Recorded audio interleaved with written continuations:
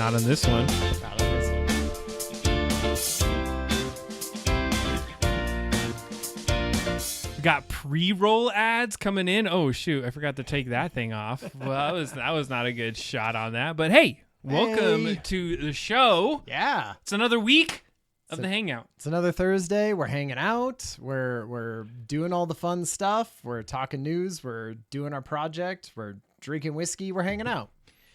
I have had a hell of a fun time playing with this game as we've been going. I gotta say, like, just playing with mechanics. So there's a lot to show tonight. I made a major leap. I've been able to play with some of the stuff that you've been working on.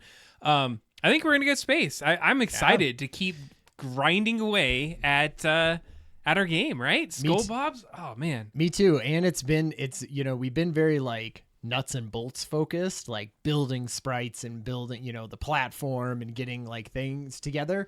And I think we're also going to talk some like sort of plot line and storyline and direction of levels layout and the way, this Metroidvanias are built. I feel like all of that stuff is super interesting to me too, and I'm excited to get into that. So it's like a whole thing. Yeah.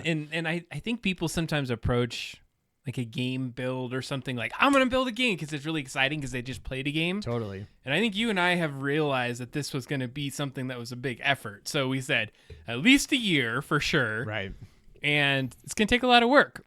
And we're seeing it. Be careful. Hey, how you doing? Hey, Welcome to the stream with us tonight. Yeah, I mean, just like looking at the complexity of like the mechanics of it, right? And not only that, but just like the amount of art that goes into it, even in a Game Boy game. Like even in a game, I've downloaded some images of like backgrounds of things from Game Boy games, and I want to check out once we get into that section of like the show. But man, it's a lot of art and it's a lot of planning, which is good because I wanted to get a lot of the technical things. Like what I've been working on specifically was, can I even do the dang technical? Right. And I want to see how far I can get to like some of the main core things. And I think we got it to a point where I'm like, we got shooting, we got collecting. We kind of got something here. Totally. And I'm going to explain some of my ways that I went about some of this because I've been very much about how can we optimize and how can we do this. And so I'd love to share that with y'all tonight. Totally. Yeah. So we're doing obviously the Game Boy build. That's going to be probably the second 2/3 of the show. But what's in the beginning of the show here, Adam? So we got an update on Extra Life. Yep. I got an update on Extra Life. Tiny one, just real quick. Yeah, I got what I'm calling AI hijinks. Adam has like half a dozen AI hijinks stories. And I'm not sure it's hijinks, but what we did is we talked about, that name. And we had some predictions last year. Mm-hmm. And so now we're starting to see some of those predictions come to life. And so this is more just like a hot boom, boom, boom, boom. Yeah, show you some fun things that are articles, happening. and Yeah, I thought that was good. I put in Google Genie, which if you haven't heard of that, we're going to go through some of that. And I mean, Google and all of these tech companies are putting out like new things every week. Like it feels like really we're getting up there into AI products getting out into the world all the time now. And like, this is another neat one. This isn't even a product yet. It's just an idea, but it very much goes with what we are doing. I was wondering too, it's like how many of them are the same AI, just like put Used into a in different product. way, totally. It's all ChatGPT. Yeah, right. It's Well, probably- it's just all large language models, but then how do you use them? Hey, Stealth Mouse. Hey, Thanks Stealth. for joining us. Hey, so after that, then we're going to go into some Game Boy plays. Yeah, so Adam has his analog pocket, right? And so we're going to play some, I assume, Metroidvania games. Is that what you had chosen? I would say they're maybe not Metroidvania. What I was going for is platform-esque style, some interesting mechanics that not necessarily we would use or not, but just things I wanted to quickly show. Okay. And almost so, like games that I played as a kid. Yeah. So this is what like has inspired me as an adult to go in here and think like, hey, maybe we could do something like this. I never thought I would be at the point I would be making one of these things. Nice.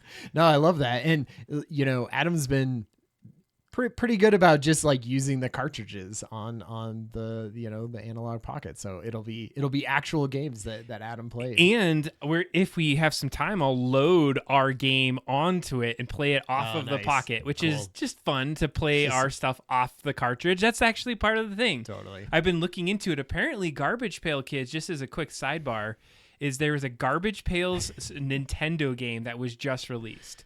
Like really? A full-on release, in-box, everything, licensed, like a big deal. Like kind who of thing. owns Garbage Pail Kids? I don't know. They just got it It's licensed. just Mattel. Is it Mattel? Is this No. some kind of like big business, trying to do something indie and different? I think it was a company that just wanted to be They're like similar to us, right? but Yeah. I think a little bit bigger. Like Sure. they were a retro kind of game. So anyway, I thought that was cool that it was on a cart, and I still want to go with a cart for our game. So, 100%. So Ryan, thank you for the sprite of Roby from our game yesterday. yeah. That was a fun little.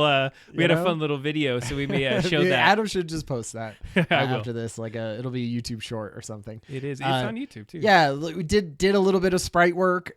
Like, sprite work is sort of outside. I am not a the sprite pixel artist, but I'm realizing that we're definitely never going to get there 100% with AI generating sprites, especially with a character. I feel like I'll show you some of the like different I don't know, tests that I did to try to get a character into that. And you could see sort of how far I got. And I basically got to a point where I was like, okay, I'm just kind of tracing this character at this point, And so anyway, we'll talk about that. I think it's cool. And so just if you don't know what a sprite is, it's essentially. Get out of here if you don't know. What is a sprite, Ryan? It's just it's a tiny pixel art image, and it's usually very small amount of pixels tall because a Game Boy screen is only 144 pixels tall. So they're like 32 pixels or, they're just versions of 8 usually. And so you might have a 16 by 16 sprite, that's 16 pixels by 16 pixels. And a sprite sheet is where you like fill them up with all of that. So there's a run cycle of Roby, right? Which is 3 frames because you're trying to use as few frames as possible and as few pixels as possible. And so he's a little 16 by 16 or 32 by 32. And he has like one arm this way for one arm this way for the other one, and then one kind of in between. And when you play those back and forth, you get his little run cycle. That was a very long description. I thought you were going to be like, hey, it's an image with a bunch of different things, pictures of a guy. Took it too far, like always. Yeah, it's all good. Hey, and guess what? We got a whiteboard behind us. Hey, we got a new sub. Thank you. Who is this? I don't know. Sub of 10. Nice. Love it. Thank you. That was a whole thing. I didn't realize. Yeah, we have was even things happening. We do we do things like that on the show. That was a surprise to me. Shows you how many subs we get during this. Yeah, no, that's appreciate good. you. Thank whoever you. That was. I wish I had it should have told us who that was. Like who it was. Somebody must have gifted a sub. So thank you for Yeah. subbing. So where we're headed is we have a whiteboard behind us. Check this out. So I have a camera. I'm already out of the way. Are you? No, it's behind us. I was going to cut over to the scene. Let's see if I right. have that. Okay, Oh, look nice. we got a little whiteboard and we could zoom in on it. I'm like Vanna Whiting it. It's good. And so we'll be able to turn that around. The whiteboard is going to be a key feature on this show as we go forward. So we are going to be doing more on the game as we move forward in our design. So, all right. Number 1 is you have some news about Extra Life. What's up? What's with the Extra Life, man? So if you didn't know, just as a precursor, Right. Yeah, explain Extra Life. Extra Life was our 24-hour stream. We didn't know if we could do it. Ended up being a badass thing. We made over $1,000. Over $1,000. $1,200 basically. It was a really awesome event for us. So what's the news? Well, so we raised $1,200, which like put us in the top, certain percentage of channel, or partners that raise that amount of money. And So they gave us like a t-shirt, and we got, oh, look, check it out. We got a sticker. Oh my gosh. Check it out. Got the sticker, the Extra Life sticker. I got that a while ago, but I've been saving it because they were like, you're also going to get another thing. And I wanted to show it. I haven't opened it even on the show, but like I thought we could hang it up in the studio. Uh-oh. But it is our gold medal. What? Our Extra Life gold medal. We got a gold medal. We got a giant gold medal. Why did we get a gold medal? Because we were in the top 10% or something like that of studios. God, look at that. That is beautiful. You gotta wear this, Ryan. It's like heavy too. It It feels like a legit thing. It's like, here's your gold medal. It costs $1,200. None of it went to the. Well, anyway, I wanted to thank, because probably every single person who's in the chat right now donated some in that. I saw Stealth Mouse, I saw Mike, I saw Higley, I saw like a bunch of different people who helped us get this badge. This is just as much yours. And it is absolutely. And that's why I wanted to be like, oh, let's like put it around, That's a great the idea. skeleton's neck or something like that. Or I think we need to do that right now on the whiteboard or something. Can I use this other camera to do the official? Oh, see, nice. You just got to move. Got to move this whiteboard. Here, I'm gonna have you run this thing. Okay. Actually, why don't you put him on the skull? Like a co-winner. There you go. Here, I'm gonna zoom it in too. Okay. I'm presenting. Yeah, Extra Life. Woo. Good job. You deserve it. Congratulations. He's like, whoops. He's fine. He's good. If he falls off later, we'll help him back out. Oh, that's sweet, dude. Yeah. I love it. Anyway, they when is the next Extra Life? We got to do that at some point. Another time. 24 hours. Who's going to go 24 more hours? We're going to do it for 48 hours next time. You're like, we just double it. We just double it every year. Man, the 24-hour. I am so sleepy. I remember how many times I got punched and slapped. I love the slap, though. Oh, yeah. That was good. And for yawning. Twice for yawning. Gazillion times for yawning. But, man. Anyway, that was an amazing event, and just thought it would be like a good way to bring it up again and thank everyone who donated to that. All right, we're gonna do the quick down through the news. Yeah. You're the gold medal team. Yeah. Heck, we are. That's awesome. All right, we're going to do just a quick runabout on some interesting AI news. I always kind of think it's interesting because we've had so many times that we've talked about AI, used AI. We almost do it every time. This is not an AI show. Not an AI show. But, we've gone through waves like this. Like, it was a Halo show for a long. We were, like, playing Halo and watching the Halo movie and talking about Halo, like, the entire time. And then now it's an AI show. We're on the cusp of, always in the edge. We're always leading edge. All right. There's a lot of things I don't want to go through. I read through all these articles, but I don't want to go into too much depth. I just wanted to get some highlights on it so you can understand. Quick take. I want an Adam and Ryan quick take. Did you read through these?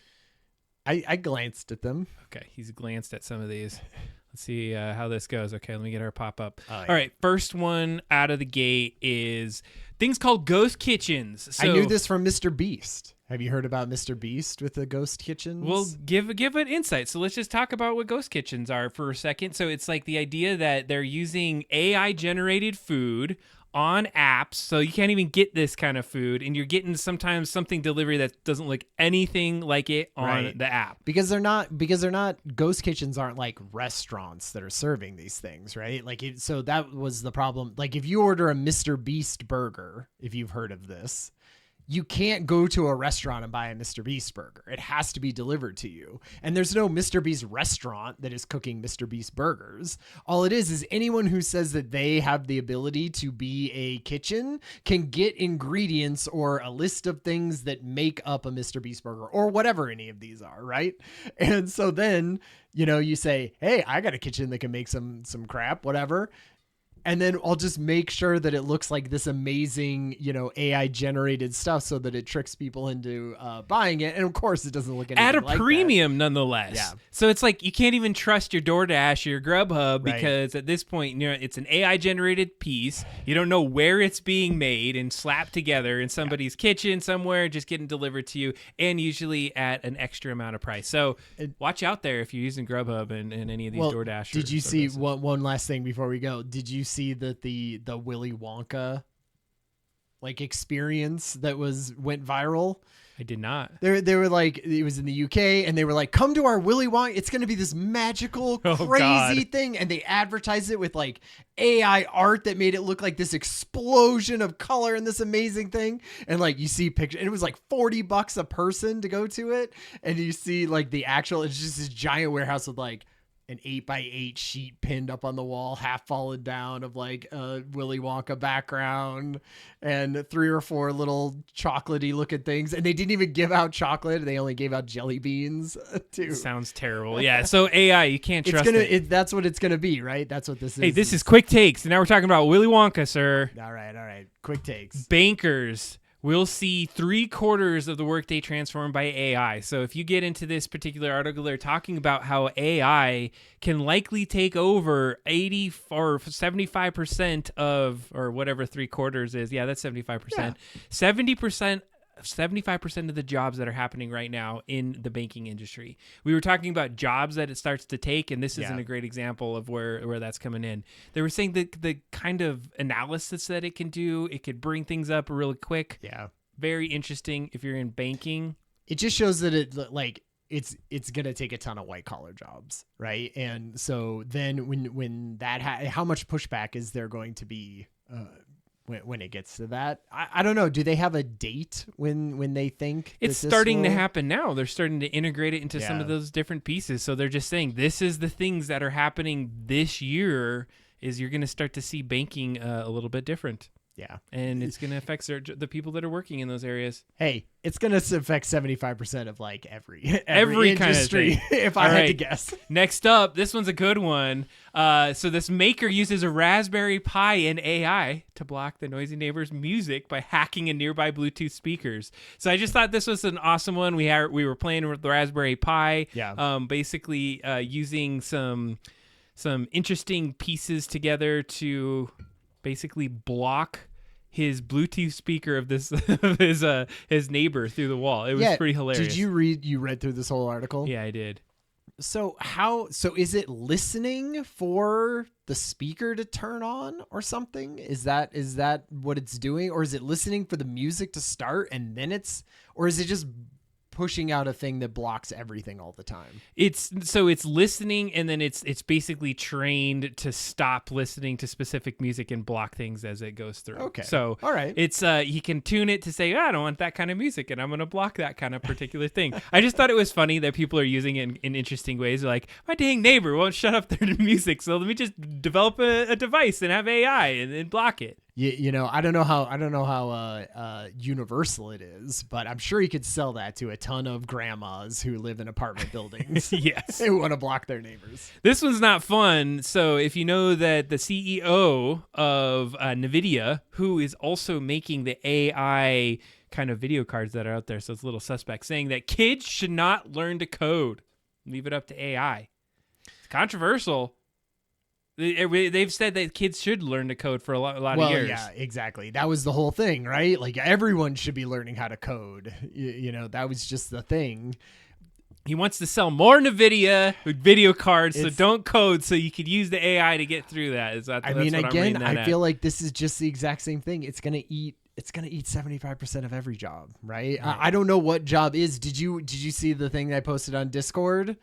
They talk with Demis, right? Hassan, something anyway, the guy from Google Brain, and that is now part of just Google AI and leading that. And they asked him, what job do you think like would be going to be around in 10 years that you feel like you would feel comfortable with? And he wouldn't say anything, but he was basically like, hey, I think if you're creative and you are out there and you are using it as a tool to make creative things, that is where like the jobs are going to be. And he's like, I don't know what that looks like, but that's where it's going. That's where it's going to be. And I was like, haha, that's what we're doing. Yes, making a bunch of Game Boy games.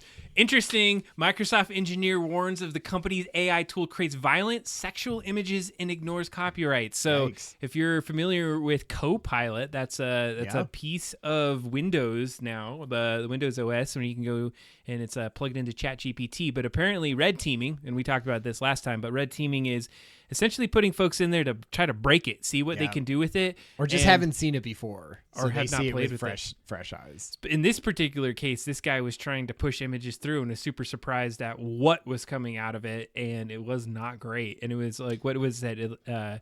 Terminology related to abortion rights, teenagers with assault rifles, sexualized images of women, and violent tableaus. Yikes. It was bad and That's easy bad. to have happen. And Wow. then CNBC tried it, and they were able to do the same thing. They got access to it. So there's some problems with it. So if you're using Copilot, we may have some issues as you're Get going your forward. sexual images in now before it's too late. Don't do it on the company time though. Dude, maybe that needs to be an incognito Copilot ask. Do they have I'm that? pretty sure that's not how that works. But anyways, I think it's interesting because at some point, how can you stop it? How does the algorithm get changed? But like enough? ChatGPT doesn't. Like I can't look up sexualized images it's or pretty things nerfed. like that. I Like agree. in there. I mean, Gemini had the exact same thing, right? People were asking it, show me, the founding fathers, and it was like people of color, in there, and everybody's like, that seems weird that you would do that. Just like diversifying everything, even when you're trying to get like an historical thing. So anyway, all of these, they're going to go through these growing pains, I feel like, when they first come I just out. think it's interesting to see a quick look at all the things that are happening right now across the AI spectrum. And that's just a little sliver of it all. And Totally. there's a lot of things going on. The thing that I was really nervous about was just how we're going to be so tricked by things. And there was an article and there was a video that We're we so talked about. easily tricked. You better not spill that or I'm going to punch you.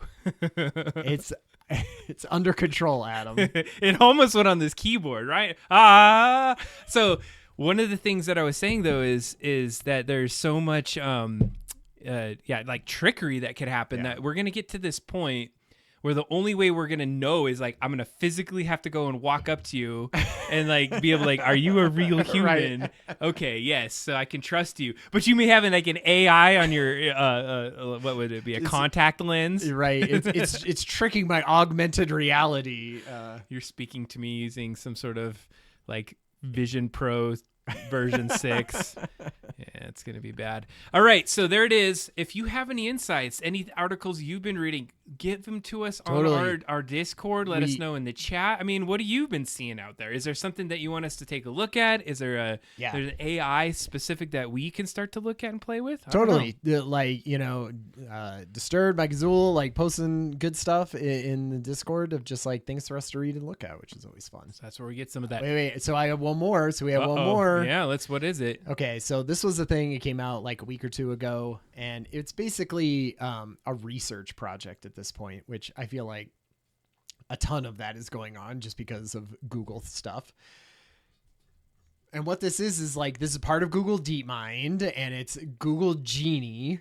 And what this does is it creates video, like we'll say quote unquote, creates video games either based on text inputs or image inputs. So like you put an image of a game into it and it goes, okay, I'm going to make a little like game out of that. So you're saying that we're going to be done tonight with the Game Boy game. I know, right? Well, and you could tell this is in the very early stages of whatever this is, right? Because they show all of, 1 to 2 second clips that even go off the rails within those 1 to 2 seconds.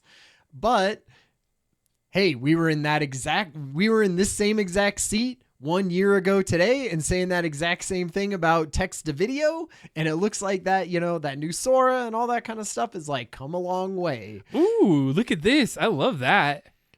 You take like a picture that your kid drew, and now you have a playable game. And now you have a playable game. Like if like let's say they took this one, right, and maybe like in a year I would upload that, and it would just be like a crappy version of Flappy Bird, but with my kids drawing there, and it has all the stuff. Like I feel like that could be cool. I feel like there's a lot of like, hey, we kind of got this cool thing, and I want to show it off, but it really like it's nothing. Like Sora, the video one, or some of these. I feel like there's a long way to go with it. Well, this one feels way even further than Sora stuff. But what I thought was interesting was like taking a picture and being like, I want to move this section of it and this section of it and put this in the background and make this parts that you would stand on, because the language model is trained to know like, hey, how would something interact with this image?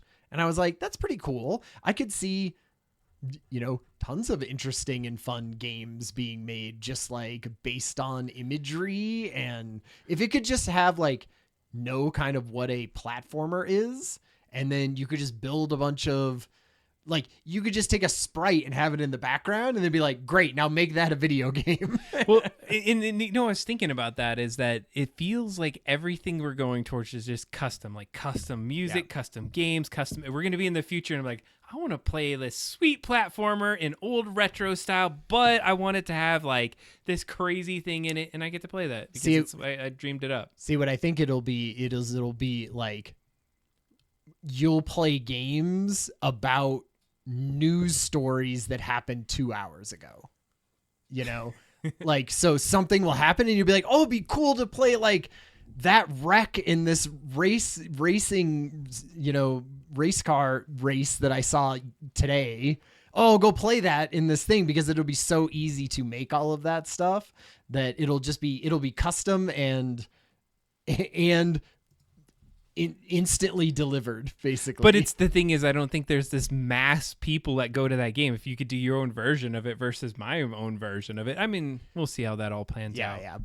All right, I'm excited because we're now to the point where we're going to start talking about some of our Game Boy Call of Duty World Edition. Yeah, the daily New York Times is going to give like a game of the day, AI game of the day.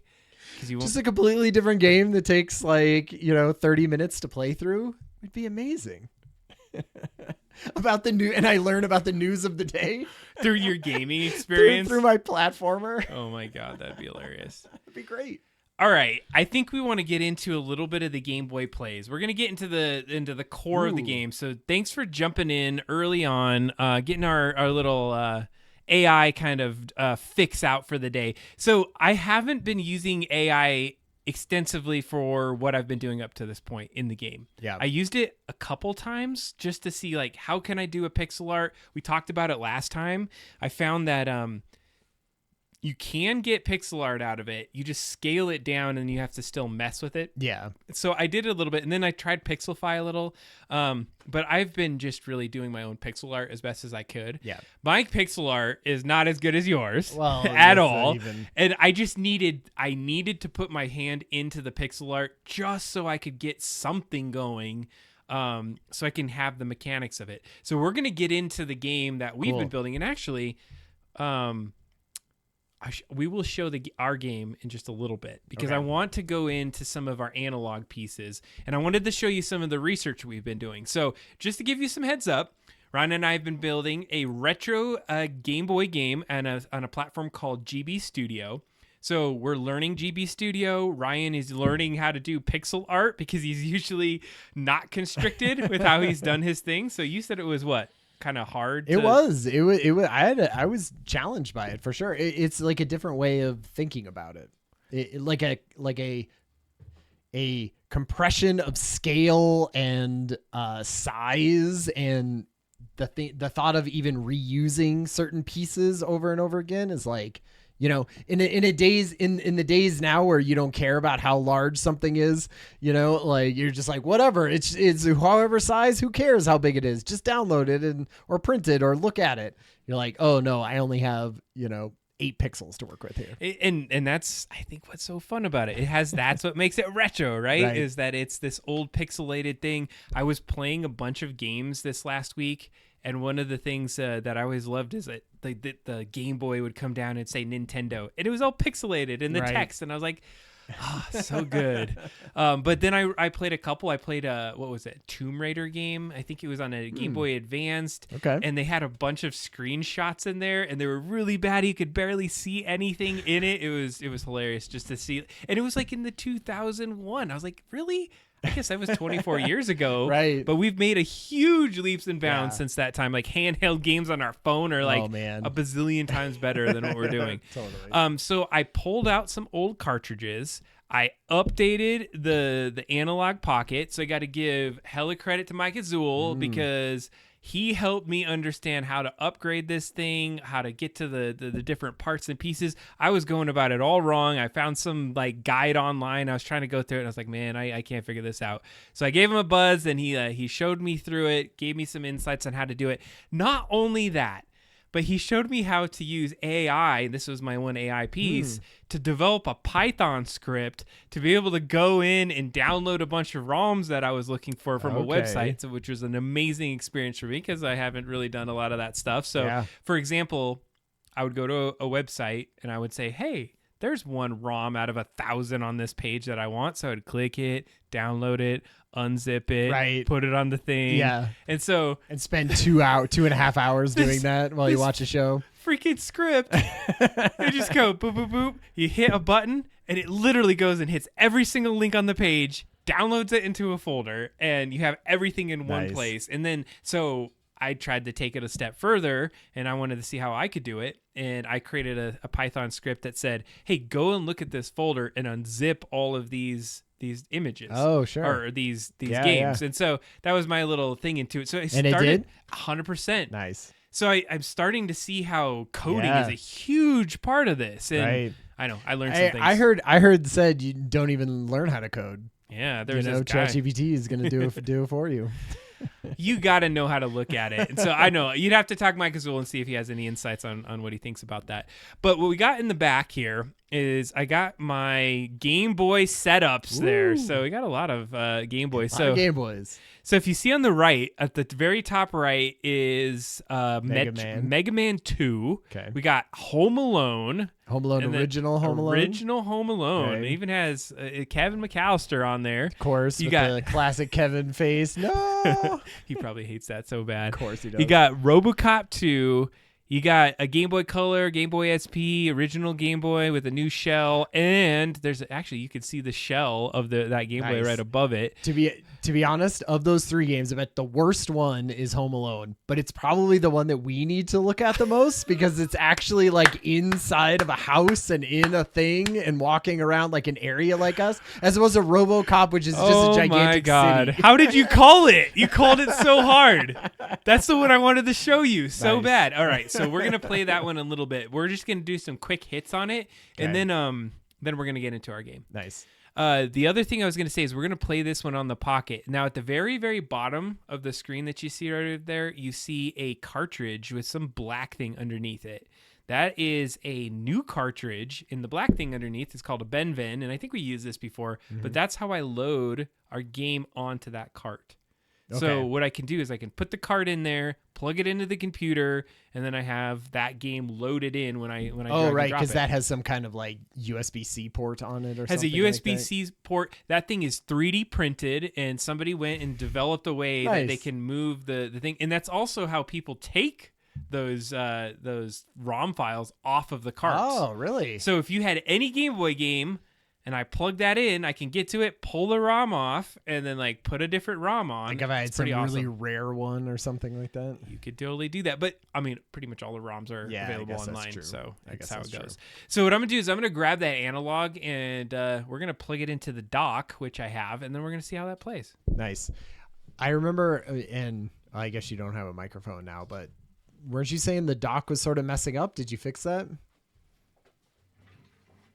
Well, I wasn't messing up.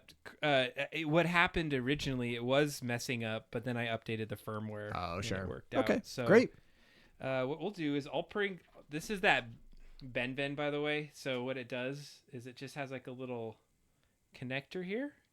You put the game into that, and then on this side, USB-C, Nice. and it goes right into your computer, and you can load things to carts.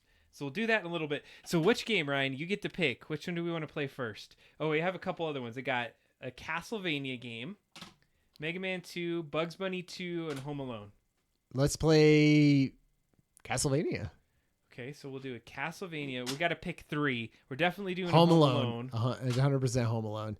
I mean, part of me thinks that like Bugs Bunny is going to be terrible to play. I mean, I would probably want to play Mega Man, but if we're trying to do research for our game, I'm going to bring them all over just in case. know. Just in case. Just in case.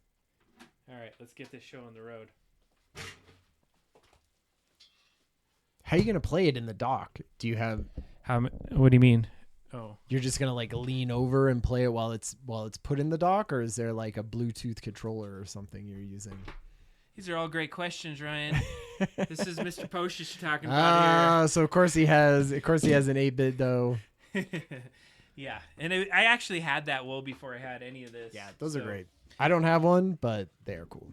All right, so what I'm going to do is we're going to see this played directly off of the analog in the dock, so you can kind of see this on the screen. So hopefully this works. I think Hopefully this works. Yeah, I mean, I set a lot of this stuff right before the stream. So we're going to start with Mega Man. What's really interesting about the cart itself is Gold. it looks like Gold cart I think is it or gold? brown? It looks like it just got like heat damage or something. Oh. But when you look at it, it's It looks gold on this. has Chinese on it all over. Like it's not an American cart, which I thought was interesting, or at least it doesn't seem like it is. So we'll get that into. Do we need to change the Twitch thing every time you play a game here? Do we need to change it to I like don't think Mega so. Man? Not on this one. We're gonna be in and out of these. So we turn it on. It's gonna load it up, and let me just make sure it's gonna load the cart. I wonder how many people got tricked. Not to say anything bad, disparaging against analog, but like, how many people saw FPGA and went, I'm going to just super easily upload every ROM of every, Game Boy game to this thing, and didn't necessarily have all the cartridges and all that kind of stuff. Because like, that's what I thought FPGA was basically for. I mean, it is in a sense, but they were just trying to be like, "Hey, we're gonna do this." I'm pretty sure they knew that was didn't gonna want to happen. get sued. They didn't want to get sued But I guess like nobody sues the Mister because it's maybe it's more maybe the Mister is more shadier. Probably. We'll see. All right, let's see if I can get into this. That's a screen. Oh, there it is. Hey, Sweet. We are now looking at our. Hell yeah! Nice. Can I even put this? This is all new to me. I've been messing around with it. That's perfect. This is Mega Man 2. You want to try it?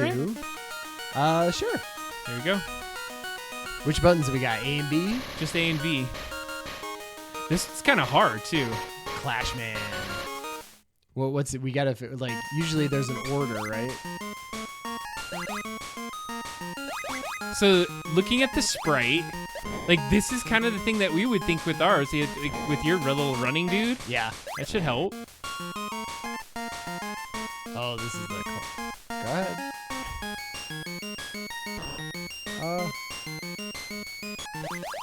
Yeah, we need like a hit effect. That's something Yeah. for sure. Get out of here. Go up. Woo! This game's actually really hard. Ryan doesn't know how to play games, though. I know. Apparently not. No, actually, it's a pretty tough one. I'm not a big Game Boy player, so that's like part of what I'm gonna have to get good at. So one of the things about the screen you're seeing, this is the not the original, but the new analog version of the screen. This one's like a really tough part because I almost died every single time with there.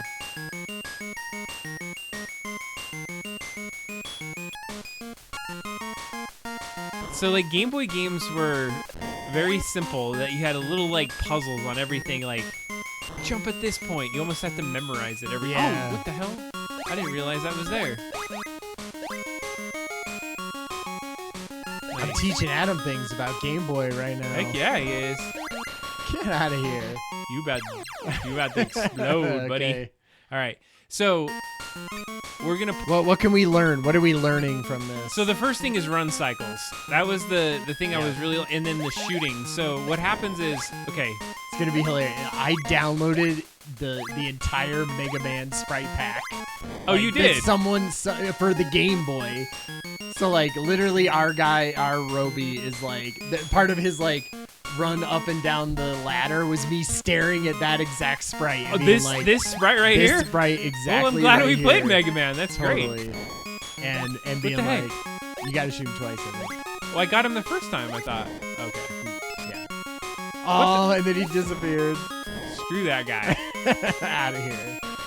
And so there's like the pixels around the edges, right? Are sort of they're just white in this scenario. So in this particular version of the game, it's because the analog makes it white, so it doesn't look all green like that. But what do you? So you're saying like the background? Yeah. So like they saved space here by just making a bunch of it white. Oh, in yeah, the yeah, yeah. background. Pretty sparse, Yeah.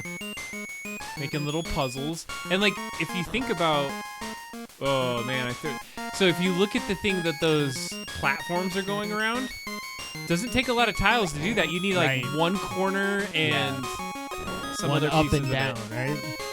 All right, so I think we're done with this one. I just wanted to. We're not gonna play it crazy amount. There's a way to get out. Cartridge there. All right, what'd you think of that? Yeah. Good.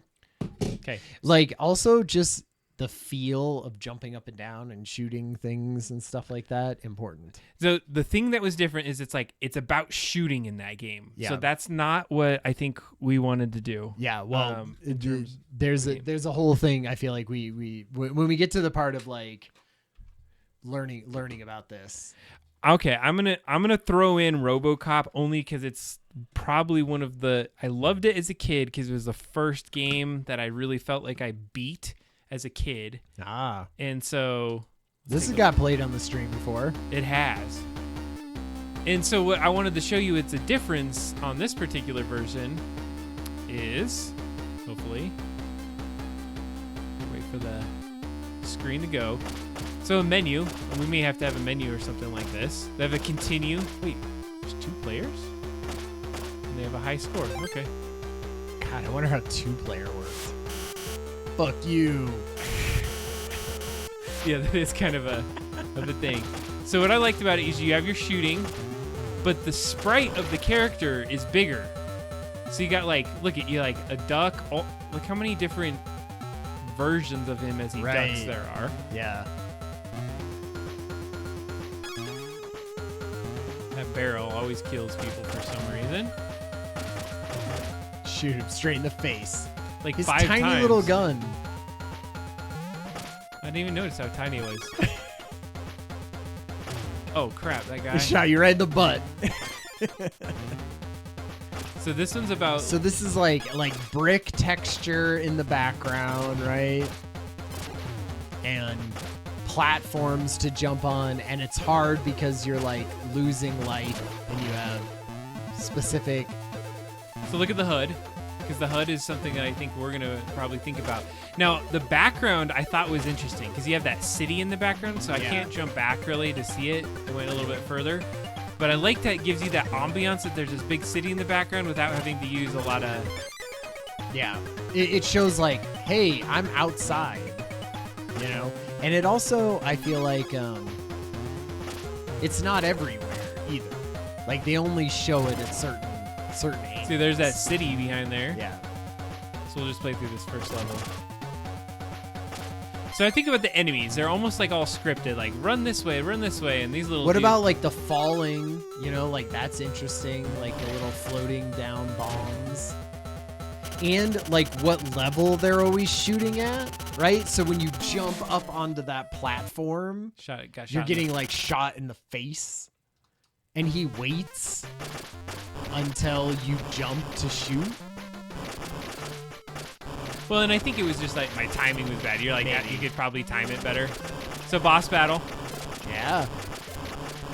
I feel like you know this boss. Yeah. Who knows? Oh, I was gonna try to get him. You didn't know you get the achievement for that. Yeah. It's funny as you play these bosses. They're like, some of them are like, he has shields on his head. He has shields on his. Oh, really? This one has no shields anywhere. This one, like his hit points are down in the bottom right. Like that's interesting. So check this out. Yeah. Yeah. All right. So that was RoboCop. I like that. I think there was some interesting. Okay, now we're gonna go to So here's my thing. Okay. Both of those games very shooty, yes, and enemy based. I assume that Home Alone does not do that same thing. Oops. I was having a hard time because obviously people have made Metroidvania games that are in beyond Game Boy that, aren't as much about like killing a whole bunch of enemies and doing stuff, right? And is more about a story and everything. But I was like, I haven't seen any necessarily for the Game Boy to like have something to emulate. We can't play home. No. No, that wasn't Home Alone. Home Alone. That's not Home Alone. This is okay. what is this one? Shoot, what is this one? Oh crap, I got to go back to this so I can see how to get out of it. So there's this thing where you can change the type of screen that it looks like, and I was doing my classic. You gotta blow on the cartridge. Into it, of course. Yep, there it is. I had just played on this one too, so I'm hoping I can play because I definitely like this game. Oh, come on, baby! Dang it, it's not gonna. Which one was it? This is the Okay, let's do it this way. I'm gonna quit, and we're gonna since it's not working, I'm gonna show you what I did with this. See the bazillion other games that you can do. So I'm going to run the core for this. And what was this? Bugs Bunny? Here we go. Here's all of these carts that you all owned, right? Right, Adam Pocious? Yes, absolutely. Actually, I own this cart. You just saw it. Me put it in there.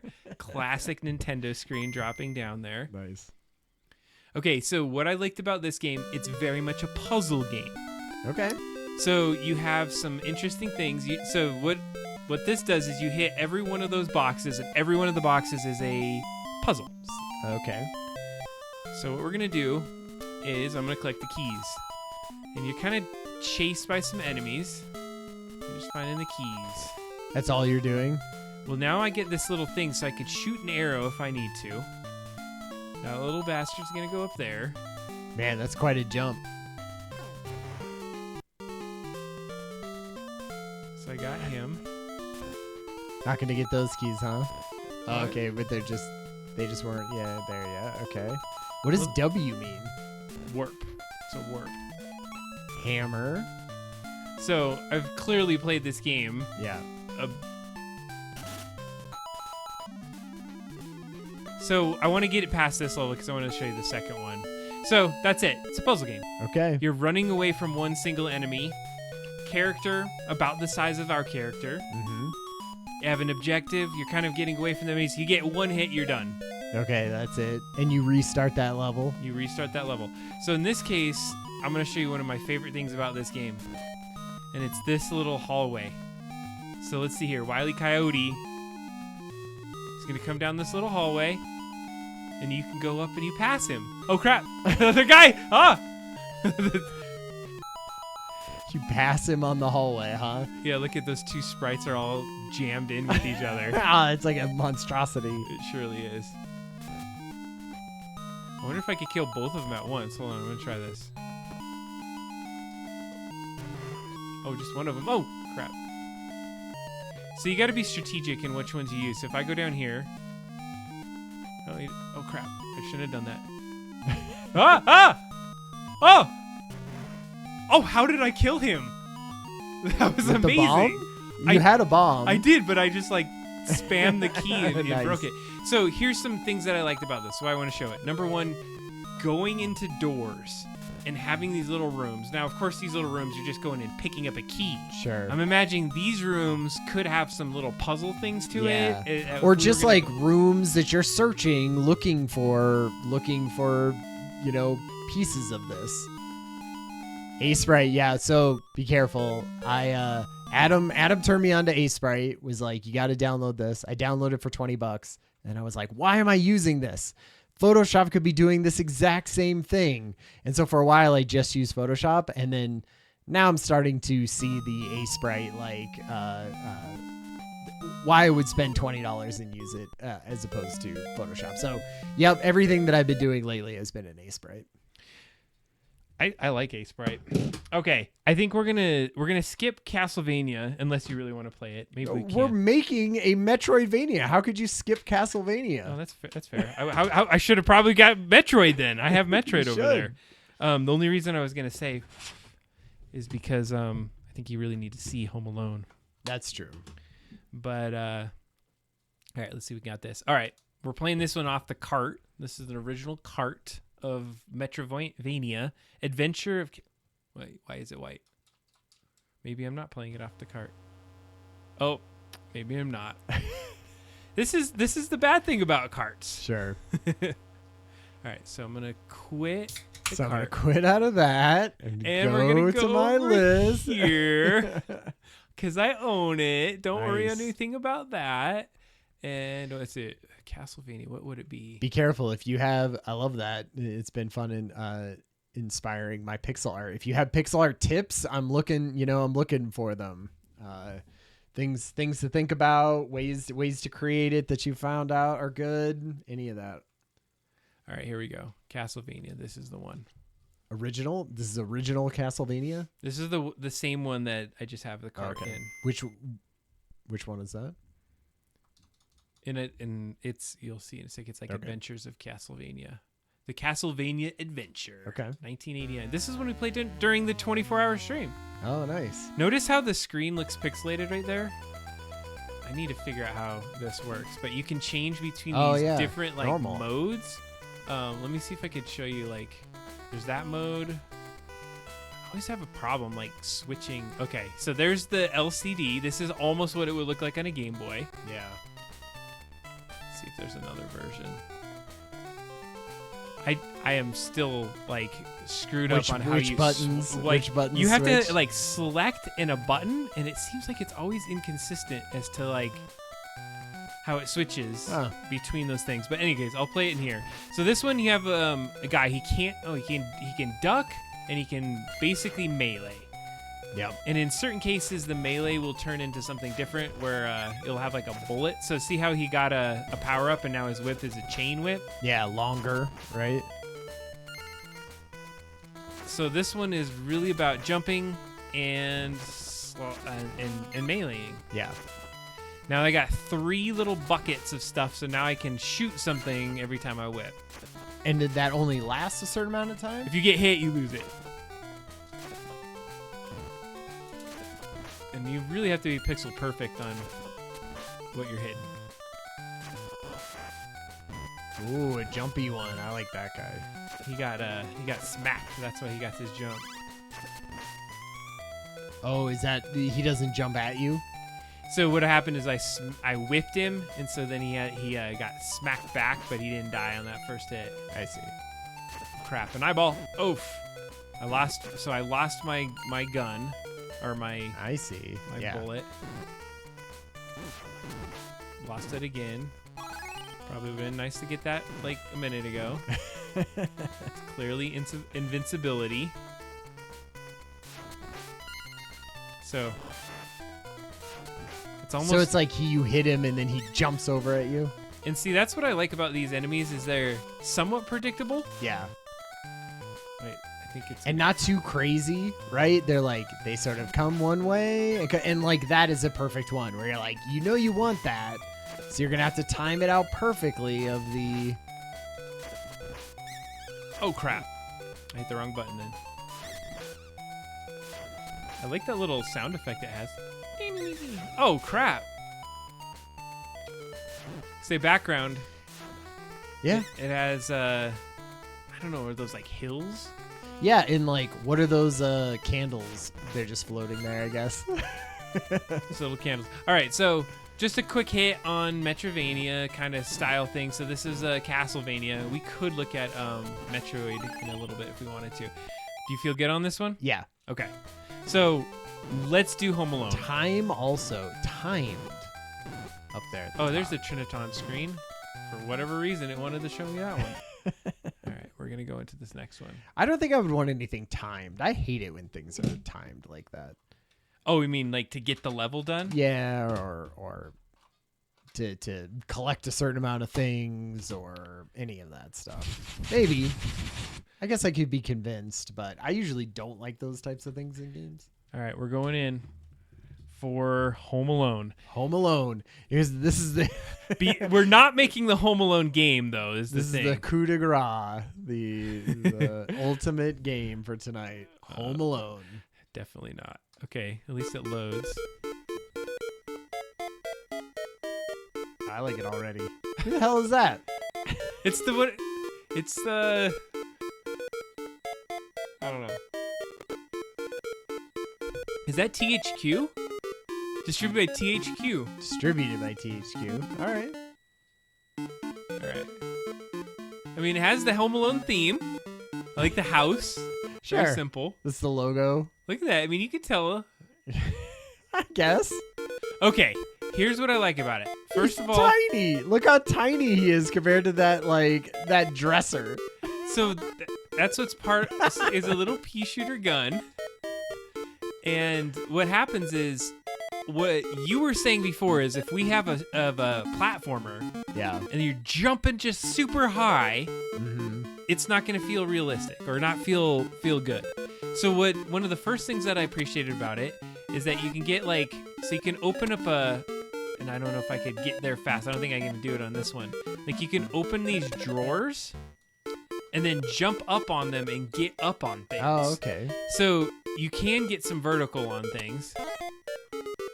So you're like looking in little things, looking for stuff. You're like finding your money. Let's see if I can do this. I think it helps that he's a kid. So, because obviously,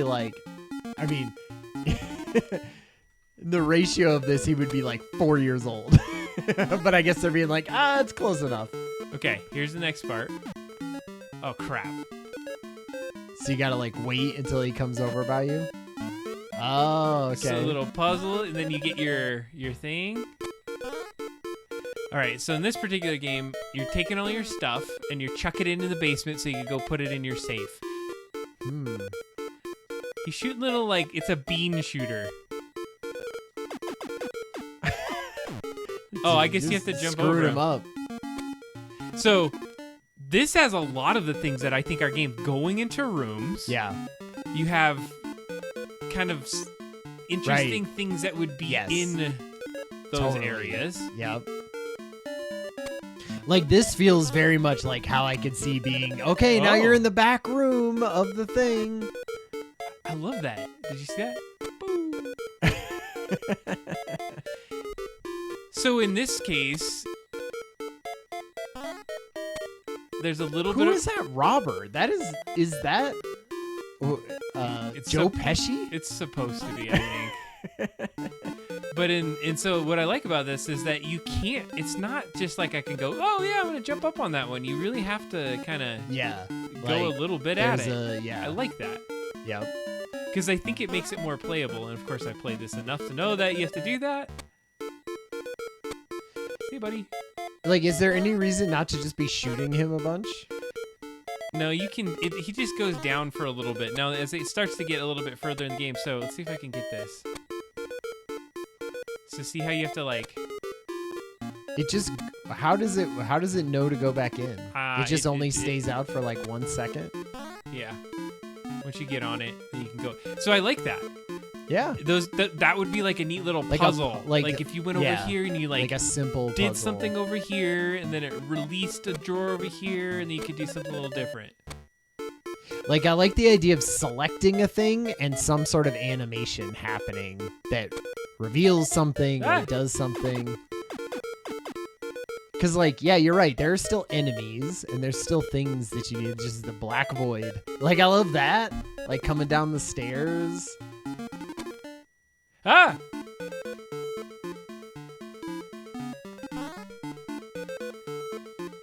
And do you get other weapons and other things throughout this game? Oh, shit. How come you can't get that money? Because I had too much stuff. I had too much things. Oh, man. Ouch! Oh, you're whoa. sliding. What the heck? What the heck? You're like, let me out the door, please. Glitch. Oh no. Game over screen or like. All right, I want you to just play it just so you get a little bit of. Even jump and shoot, huh? So if you go far left, because then you can go and keep going. Because I apparently have too many bags of money. Too much money. And chuck that down that hole, so you have to push up. Because basically he's like, I want to protect all my goods from that the makes robbers. Sense. What is that that's on the ground? It's just some like trap. You have to jump over it. I can't tell what that thing is. Like a scorpion? Looks like cactus? Who's that? Who the heck is this? Just a rando. Get out of here. Is he Donald Trump on that picture in the back? I don't like it. Oh, he's gonna get all our stuff. Get out of you here. killed him. How did you kill him? I killed that bastard. Oh my god. I got these I'm quick on the pea shooter, you know? I think you can see where this starts to have some of the elements that we would think that we would want, right? Yeah.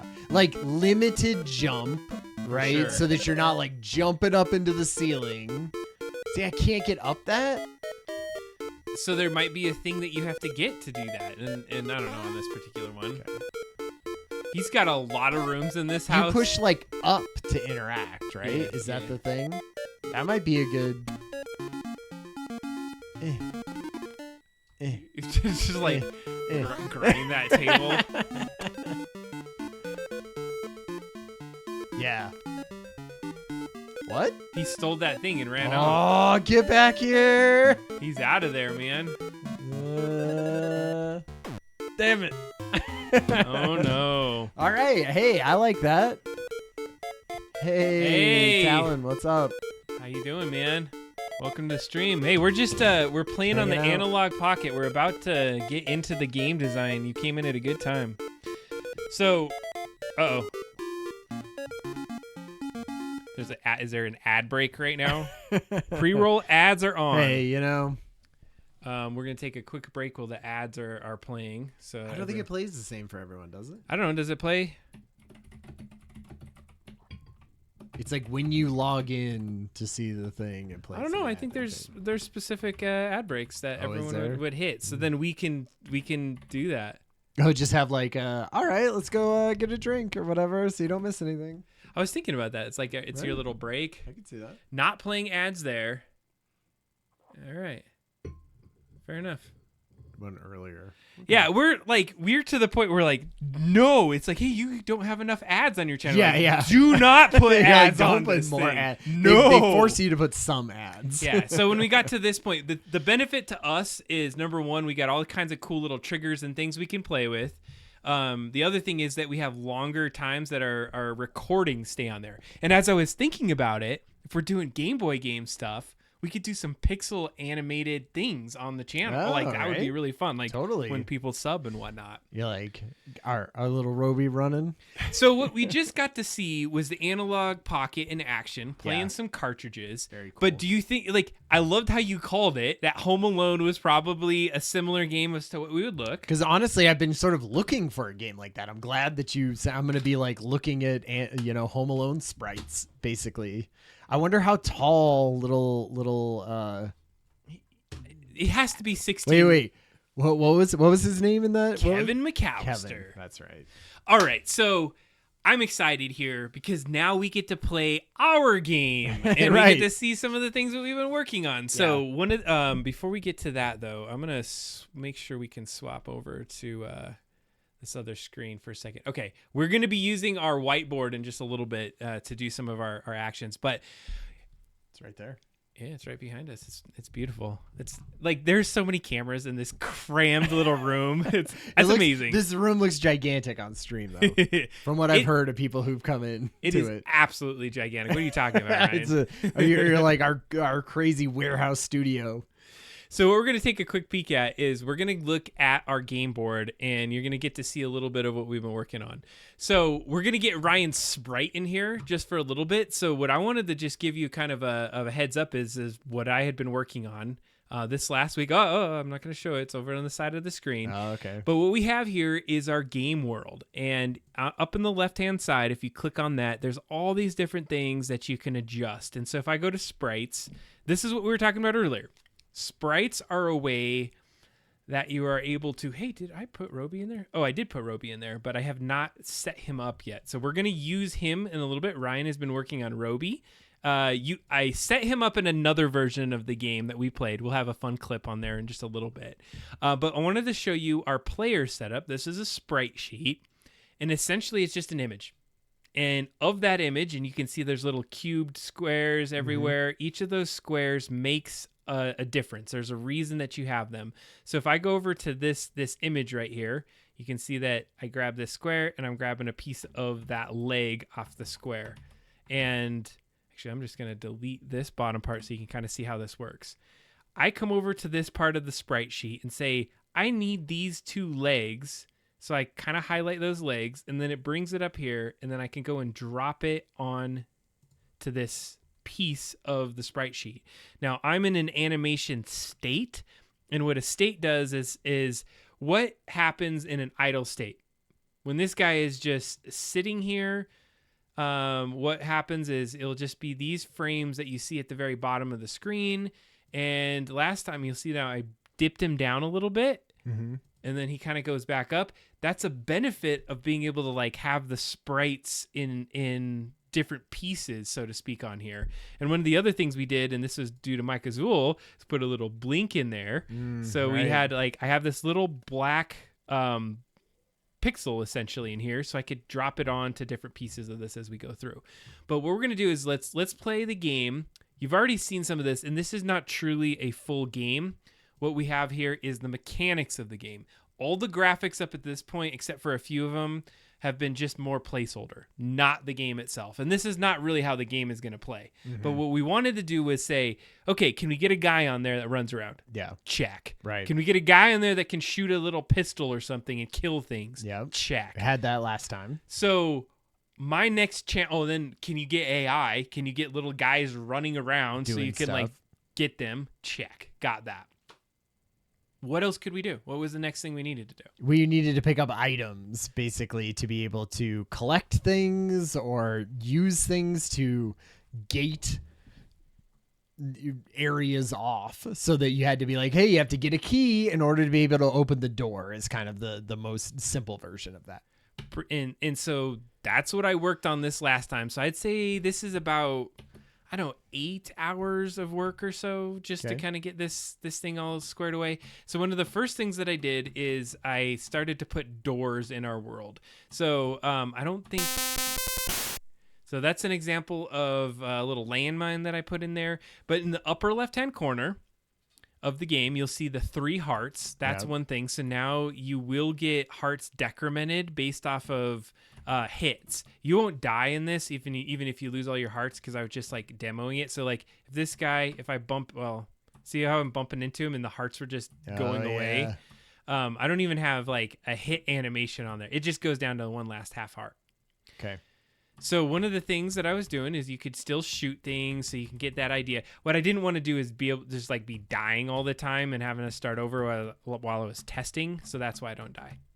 But I get the general mechanics of jumping around, being able to shoot things, and he sort of like shakes or something, doesn't he, when he gets hit?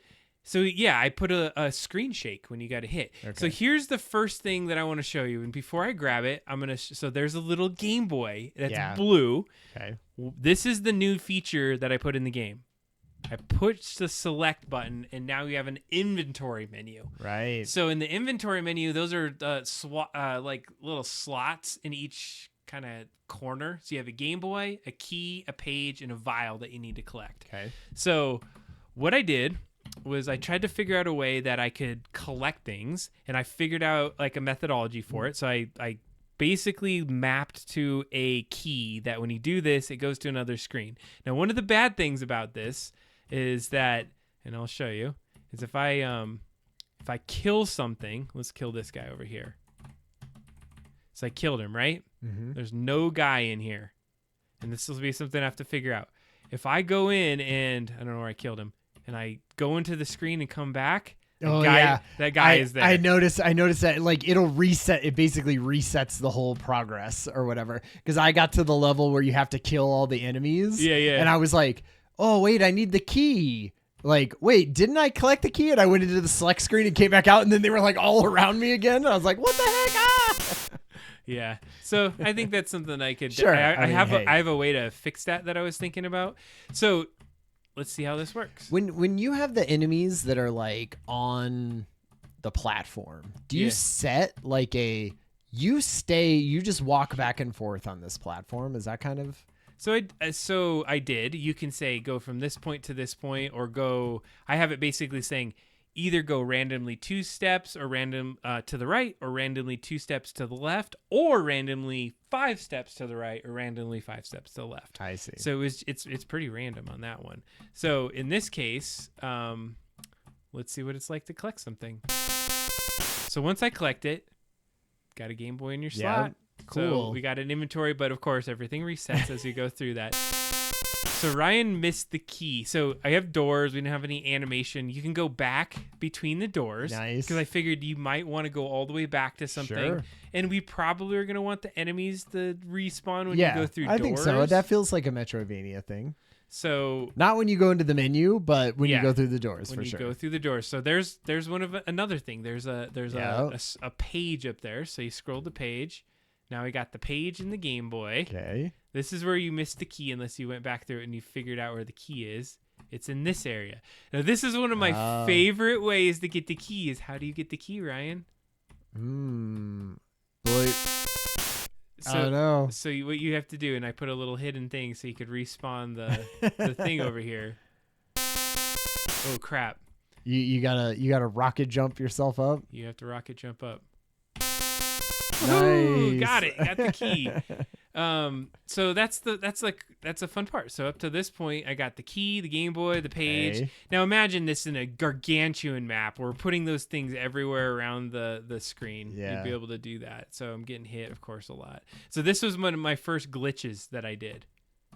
You can't go back through this door. I forgot to set that. So if you missed the key, right, which I did, that was my thing. There's no way that you'd be able to find where the key is. Now, of course, this fire would burn you. Sure. And then these enemies, I was like, You'd I'm not going to be putting that on there. But it was just the gist of like, can you create a way across multiple worlds? Imagine this now. Is that how do I get these across multiple scenes so that the inventory still holds all the stuff? And that was another challenge of it, is just like making sure that you could actually do that. So here's an example of like little challenges that I liked. You can't get to this ladder. Mm-hmm. Oh, I guess you can.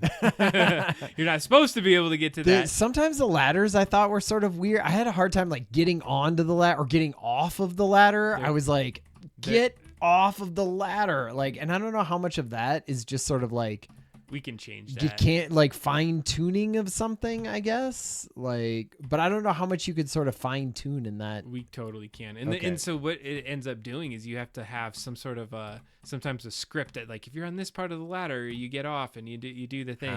Yeah, because I was like, how would I tell it get off the ladder easier?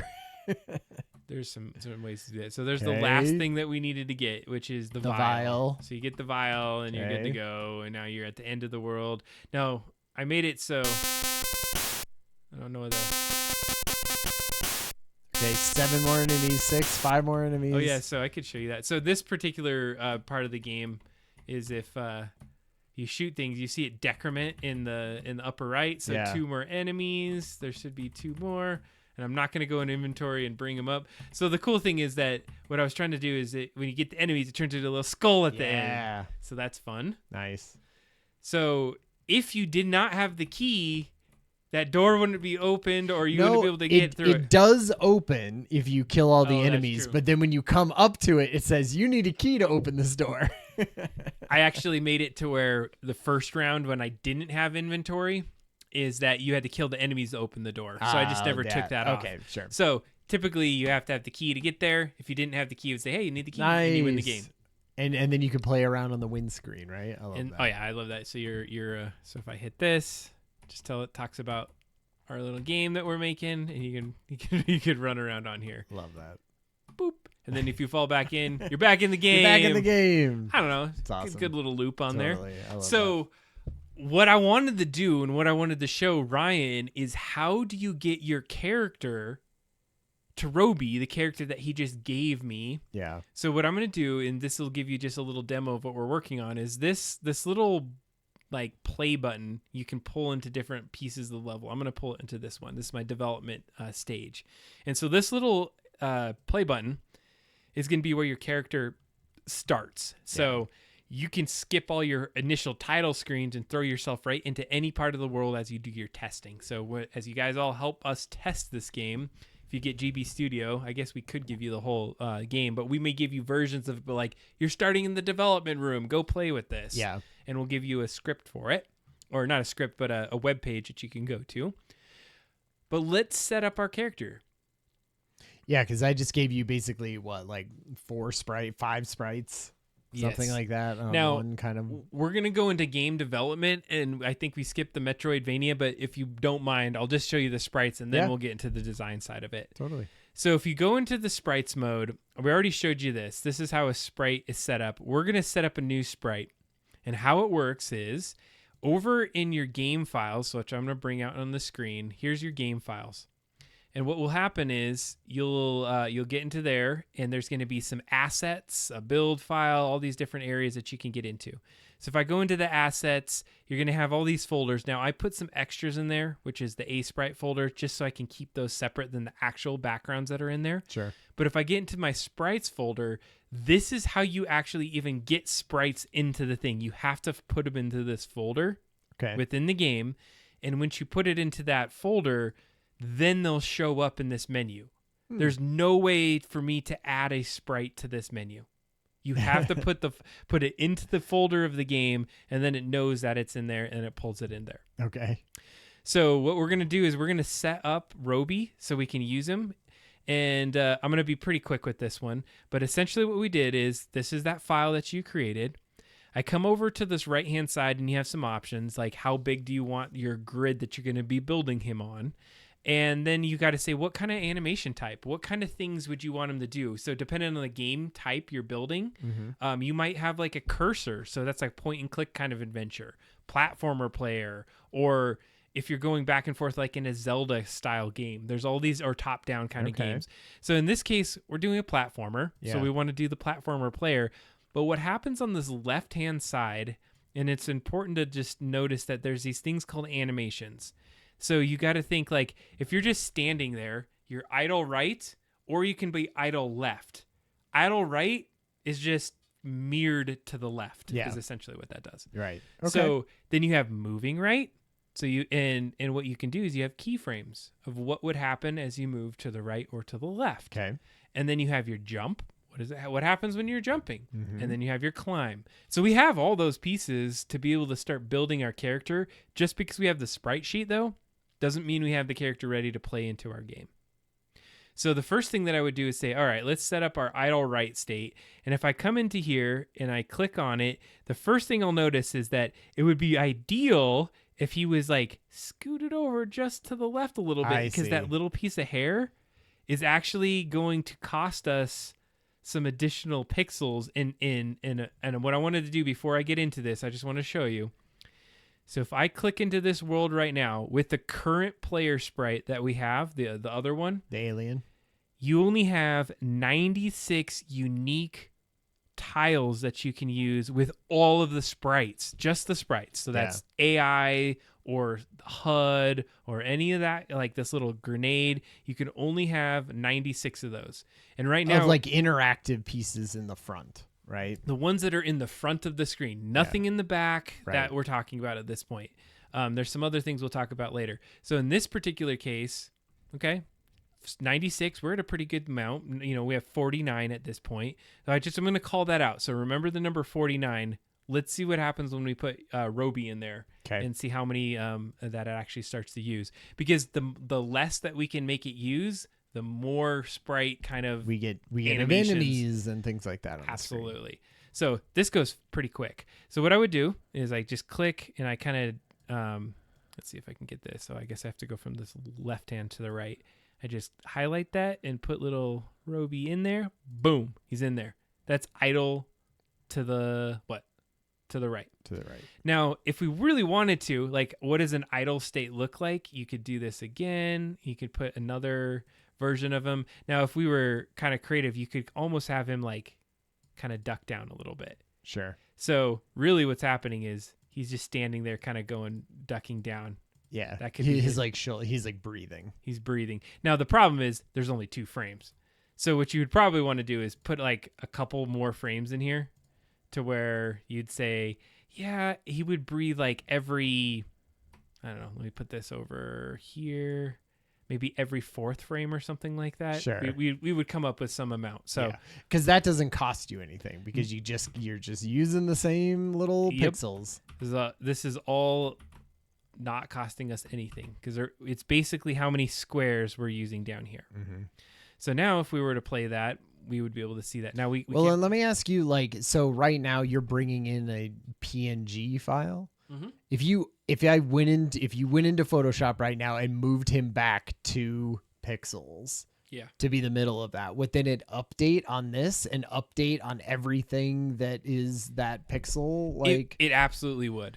So you'd have to be really careful, though, that like you're moving things in a specific, because if you moved him back, then those amount of whatever like you added to this thing would be completely different. We would want to right? take these out. And so the takeaway, and that's a great question, is that you want to keep it, if you can keep all of your like changes within this little like bucket, you can keep editing it, and then we just overwrite your original file, and it's like already set up. We don't have to do any of this again, and you're just tweaking it because it's within the grid, so to speak. Okay. So let's do moving right. This one's a little easier, or you already set it up. So if he's moving right, he's going from this original state. So you just imagine he's already in a standing idle state, and then he goes into a run. So you grab these guys. That was a little too much. Get this like that, and gotta line it up. So that's your first frame. Okay. And let me get my frames up. Second frame. This one, he has just his little hand out of that next one. That's just fine though. So you kind of can line it up. What you do is you have an onion skin if you needed it up here, so you can kind of see where he was to line him up. And so I'm not sure where. I've been trying to, or I sort of had them along the same axis, Okay. So then he should be good. Now we're on to our third guy, and you should be able to put him here. So here's his running state. If you just were to click through it, you have a very slow running state, right? Yeah. Looks good. So then jumping right. Well, you grab this guy and put him in there. Now here's my little trick with it. Is I'll go ahead and I want him to look like he's spinning. Yeah. So I'll go in here, grab not his foot like that. That was a bad idea. Just trying to grab it out there. You copy this and just paste it there, and then you can do you can flip it. Oh yeah. So essentially, it kind of looks like he's spinning a little bit, totally. Which I think is good. And then finally, you got your climbing state. So you have one climbing state, and I'll grab him here, and I think you got it. Oh, I missed his arm. Okay, get that piece. Yeah, we just have to do a better job of getting those ones that are only 16 wide into it. So then you grab that one and you paste it, and of course you can probably figure what I would do. I would just flip it to the side, so it definitely looks like he's kind of climbing up the thing. Climbing up the so thing. We just set up our entire character, right? I mean, very simply with sprites. So how you start to use it is if I go back into the game world, and I'm in my little development world now, and I click on it, I am clicking on our player sprite sheet for this guy. So I'm going to click on it. 27 tiles that player takes. Let's see what a Roby character takes. 39 tiles. 39. And so we went up to 61 from 49. It's not terrible. Sure. It's not terrible. I'm just saying, like, you could run that way, and so that's But like, fine. let's say there was a also a Roby with gun or Roby with bat, right? They would all need their own set of 39 tiles, right? Well, so kind of. So here's where this happens. So if I go back to the player, we didn't really talk about this. here was the default state of our player. So you have all the runs and you have all the pieces and parts that you played with. So then I have a crouch version, so you can add multiple states. So here's the crouch state. Now the crouch state uses the same top that I used over here. Now it's just like I took the top and like pulled it down a little bit and put it on the feet. Yeah. There's a gun state, which is exactly this, except I just added the gun as it's its own little object in that map. So realistically, he is 27 tiles with the gun, with the crouch, with all of those things. Whereas Roby isn't well. Like, so I guess that'll have to be a thing that we decide that we want, right? Do we want more animation in Roby, like in the characters, or do we care more about it being in the interaction and pieces around? I guess I think this is the fun part of balancing it. Yeah. So exactly. we're getting deep into the like mechanics right now, and we're gonna like pull back in just a minute, and we're gonna talk about story, and we're gonna talk about other pieces. But it's good to keep this in mind so we don't go too deep when we build the story and do all the other parts. Exactly. So the last thing that I have to do is down here. This is where I forgot, and actually I'll just show you what happened before. Is that Roby doesn't have a gun state. And so when I first ran this is going to fail. But what happened was I was like, I got it all set up, and I was like, all right, I got it ready to go. I'm going to I'm going to run this map. And so as I click on it right now, it's going to do its thing, and it's going to build this file. And then in just a second, we'll be able to kind of play it a little bit. But if there's no gun state, it just doesn't do it.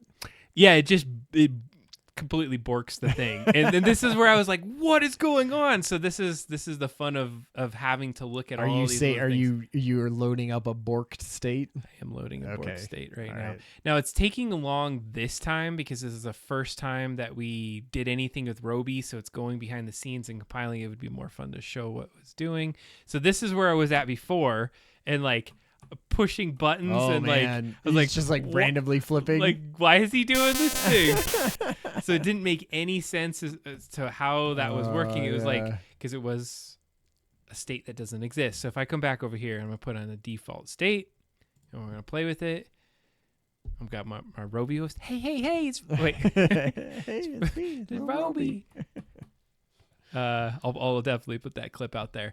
But what it's doing right now, it's building the game. So if I go over to build and run, you can see that it's starting to pull the pieces together, packing the items. It's fun. But what we would need to do is like lock in the character, think about the logistics of what he's going to be doing throughout the remainder of this thing. So if you have a gun and multiple guns or whatever that might look like. Now this looks awesome. Like, tell me that doesn't look sweet. Look, he has his little breathe. He's got his little breathing. And so then you run around. Nice. Yeah. Do the Roby. Do the Roby. Yeah. And then he's got his jump, which he's huge. He's big. It's like he like grows. He grows when he. But did you notice how he has the little emote on his head when he gets hit? Yeah. It's and like and because that's like any character, I have a script on there that says, hey, it doesn't matter what the character is, but anytime they get hit, put this emote above their head. I see. But that dude looks so good. You did a great job, Ryan. I love it. Like, I think you're getting really close to what our character would look like, and I'm cool with using a little bit of extra if it needs to for him to look this good. Yeah, I mean, like you said, it'll just be a balance, right? It'll be looking at what we want for enemies and how many, because so you're saying anything that is it in the foreground? Like, so let's say, you know how you were talking about, oh, there's certain things where he would be walking behind them. That's still all background, right? Yeah. That still counts as background. What about a section that he's jumping on top of? Mm-hmm. That's a great question. So let's zoom in a little bit to this particular kind of map, and we can look at what's going on. So first of all, there's a background. The background on this right-hand side gets pulled in as basically just a big PNG. So that's what you get back in the background. And there's a certain amount of unique pixels and all of that can be in that. And it's 192 unique tiles, I believe, is what that is. 8 by 8 tiles, yeah. Yeah, so 192, 8 by... So these little squares that you can have 192 unique ones. Okay. So there's that. Then on top of that, you're putting what are called triggers, and those triggers are these orange pieces. So for instance, if I went over here and I said, hey, I want a trigger on here, and you'll notice at the bottom it says there's only 5 triggers out of 30. If I hit another trigger and I put that on there, I got another trigger. Now, what's a trigger? If I click on trigger, you can add all of these vents. Like when you hit into the trigger, what do you want to have happen? And so let's just do something like a shake. So I'm going to hit shake, so camera shake, and then you say, which direction? Let's do like a horizontal shake for 0.5 seconds. So if I were to run the game, and I'd have to jump and know where this thing is because it's not over anything. You don't see it. Sure. So if I run this game, when you jump into the trigger, it's going to shake the camera. So think about it as this layering over your graphics to make it do something. So you could have it change a scene, or you can have it like but I assume do an event. But the background isn't moving in any way, right? You like, could. can it? Mhm. Like, could it be an animated thing? Like, there's fire happening in the background just constantly? It's a little bit more complicated, and there's a couple ways we can approach it. In this particular case, just for the simplicity of it, if I jump, see how it shakes the background. So that's what those triggers are. And those, like, let's say like this guy up at the top, Yeah. He's a background element. He's in the background. He counts as the 192 or whatever background elements you get. But he has a collision on top of him. You could make it so he could jump on top of that. Like, all of that is just sort of on the front. So the only thing that this 61 out of 96 is going towards are like physical characters on the screen. This right? character here, it's a character. Now, this is also considered a character or a sprite. So this is our numbering schema to get the things. Okay. And our hearts. Yeah. So you got these, they're called actors. So you can have, in this particular scene, 10 unique actors. Of those actors, you can have 96 unique sprite tiles that build those actors that are on there. And so that's why you would want to keep the UI like as lean or as little as, because that's going to be on every screen, right? Yes. You're going to have that. You're just like automatically I'm banking 40 or whatever for the UI. 100%. And then to your other point with the background is that you just build the background. And what I went to is this little brick tile thing is I can come over here and I can just like draw on the background. Yeah. And what that does is there's clearly going to be nothing here, so to speak, that we can see. But if I were to go ahead and stand on it, right? Yeah, he could stand on it. Cool. So that's just saying here, and there's different types. There's ones like, can I jump up through it, but not go down through it? Or can I go down through it, but not up through it? Yeah. And so we kind of come up, and there's the ladder too. Like, here's a ladder part that you can go through, or you can only go one way through a door and then you're stuck, and then you're kind of in that way. Totally. So I know we spent a little bit of time on this, but I think it's good. important for you to see this a couple times and the constraints of what we're building. So just to kind of show is that I should be able to jump on here. Oh yeah, see, nice. And he's on his thing. Yeah. Do the Roby, y'all. Yeah. Okay. Other questions before we move on to some of the other parts that would help you, because I think I got most of what I would want to talk about. No, yeah, that feels like. We're still in the like experimenting and making like how interactions happen phase of this. and just to kind of drive it home, so you have all the pieces. You finish driving. Oh, you need to know this part real quick. I mean, just so you're understanding, like what am I doing? is yes, I'm setting this scene up, but then over here is where all the actions and all the coding comes together. So I'm basically saying, when this scene loads, I need you to like launch a projectile, and here's like the direction and all the other things that we need to do. So I'm almost showing you this to say, let's not get overly complex. No, totally. Because I need to keep it within a certain realm of being able to make this work. So I less complexity or minimal complexity feels like something that's going to be hard for us, but absolutely necessary. So while you're going off, what I'm going to do is I'm going to get us queued up for our story. So Ryan has been doing a lot of the work on the story side, taking our original Skull Bobs. Oh heck yeah, we're gonna bring up mural board in just a second, but I don't want to show it until Ryan gets here because I want him to be able to talk us through it. So what I can just to finish up on this part, and Mike Azul, I don't know if you're out there still watching us. What I would want some additional help on, if you're able to do that, is in terms of our menu. So when I'm on our menu screen right here, there's a couple things where I can open up the menu itself, but then like how these items make it into the menu, we'll have to have that discussion. But if I go to a specific item that's there, this is where I'm setting up these variables. And so I know this is getting a little nerdy right here for a second, but essentially what I'm saying is here's an object down here. I want to set a variable. When the screen opens, it's set as a specific value, and when I touch it, it changes the value so that it says, hey, when this value changes, suck it up into something there. So, hey, thanks for hanging out and seeing kind of where we're at here.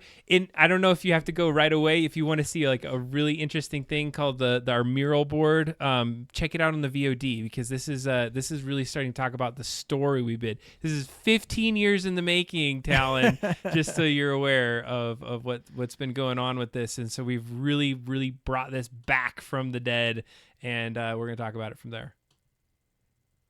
And thanks, Michael, for being able to help with that. Yes. Because I just wanted to kind of get your opinion on a couple things and how we might be able to use some of those variables. So thank you.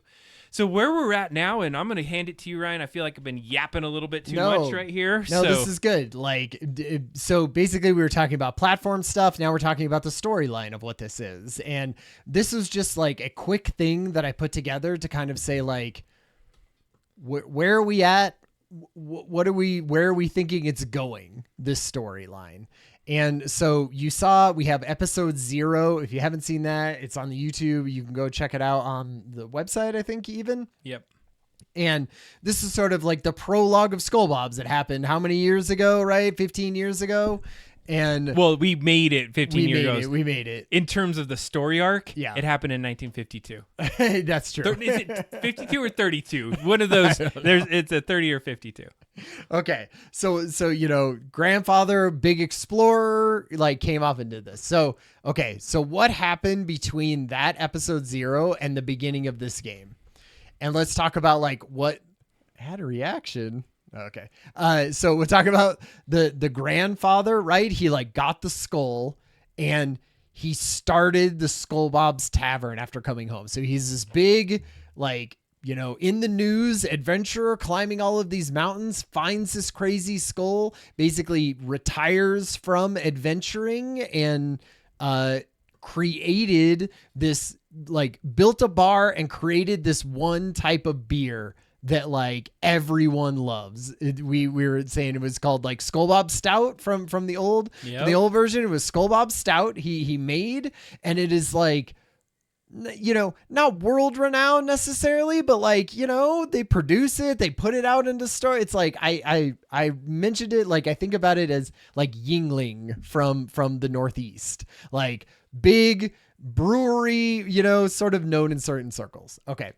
So the grandfather then became a recluse, right? Working in the apartment and the brewery on something. So kind of our level design is sort of tavern, brewery, apartment building on top. So about, you have it below there, right? Yeah, that's true. Like here it is, right? So here's this tavern, the basement and the attic. And then behind it is the brewery. And on top of it is the grandfather's abandoned loft.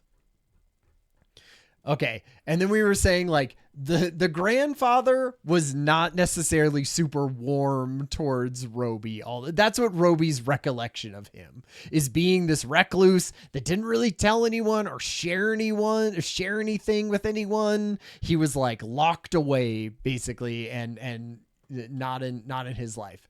So we're thinking, what has happened? The father has died probably a while ago, right? Like maybe when Roby was young or something like that. And then the grandfather has just died, probably in the last few weeks, month or so. He's passed. Exactly. So Roby has inherited Skullbobs, and he's like freaked out working at the bar. Like he's always sort of worked at the little tavern that they still have, as kind of almost like a tourist trap. I think about it being, like place where you come and hey, look, check out the skull and, look at the old pictures and get a pint straight out of the, the tap of Skull Bob Stout. Brewery is doing great, popular, easy, Roby in mourning, right? It's because his grandfather's just died. He's also probably freaked out. Okay, now Skull Bob, right, which is the skull that the grandfather found, we're saying like could not be explained sort of by scientists. Like everyone was just kind of like, we did tests on it, we did things, we don't know exactly what is happening here. It's basically been used as a marketing gimmick for the tavern. It's a logo, it's on the advertise, it's the name of the tavern, it's in a display case, right, on display at the tavern. Like so this is kind of what everyone knows right now. Thing happened with grandfather, and this is what happened in between. I'm not saying we like spell this out in any sort of, way, but this is kind of like the lore Bible if I was thinking about it just at a high level. And you're getting to see this right now. I think part of this, I had a discussion with Ryan. It was like, do we tell everyone the story? So if you're along for the ride right now, you're getting to see this story develop, and we want your help. And to influence it, so for sure. Please give us insights of like, all right, what is this? And so, I mean, we're going to listen. We're not necessarily going to take every little detail, Sure. but we would love to get your perspective, because we really think that we kind of nailed that backstory and that lore of definitely there's a skull, right. Definitely something that was found and unexplained, and it's going to have a huge part of this because we call the thing Skull Bob. Right, so. Exactly. So, okay, so then we're going to move. What do we want to tell during the full game of this? So we'll start with the grandfather, right? So the grandfather used the skull to create the beer. So what we're saying is like he basically somewhat used the power of the skull to create Skull Bob's beer, like the Skull Bob Stout. And so Roby doesn't know that. He'll figure that out during